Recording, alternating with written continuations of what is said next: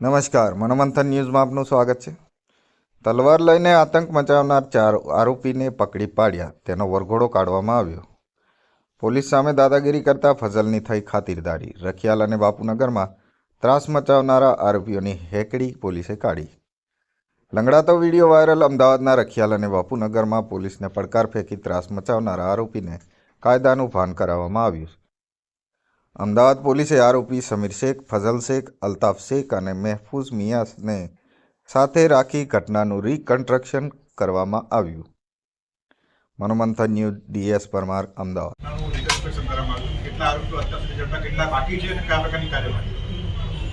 આજે રખિયાલ અને બાપુનગર પોલીસ સ્ટેશનમાં જે 2 ગુના દાખલ થયા છે તે સંદર્ભે અત્યાર સુધીમાં કુલ 4 આરોપીને એરેસ્ટ કરવામાં આવ્યા છે અને 4 આરોપીઓને સાથે રાખી અત્યારે જે બનાવ હતો એનું રિકન્સ્ટ્રક્શન કરવામાં આવ્યું છે સાથે રાખીને।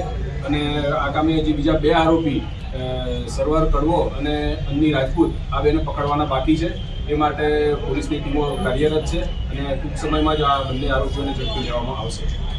સાહેબ, જે રીતના આરોપીઓને સાથે રાખીને કાયદાનું પાલન કરવામાં આવ્યું, આરોપીઓનો ઇતિહાસ શું છે જુનાગઢ અને કેવો આતંક હતો?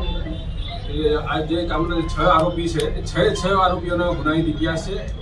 દરેક આરોપીઓએ અગાઉ જુદા જુદા ગુના શરીર સંબંધી આચરેલા છે। એમના વિરુદ્ધ અટકાયતી પગલાં, પાસા, તડીપારની કાર્યવાહી પણ પોલીસ દ્વારા અવારનવાર કરવામાં આવેલ છે। સાહેબ, આરોપીને કોર્ટમાં રજૂ કરવામાં આવે તો શું રિમાન્ડ?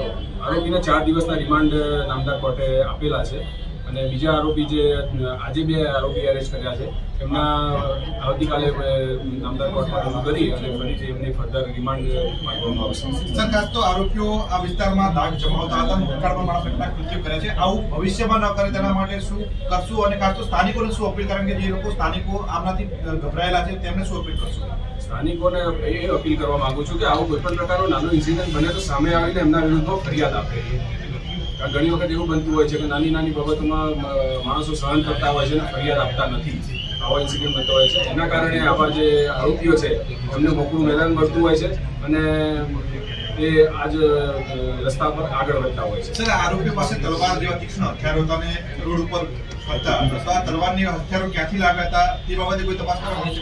બધી તમામ મુદ્દાઓ ઉપર તપાસ કરવામાં આવશે અને તેમના જોડેથી જે કંઈ હથિયારો તલવારને એમની જોડે હતા એ અમે કબજે કરીશું। લાઈટ બંધ કરેલો બંધ થઈ નેતાજીને જ બાકી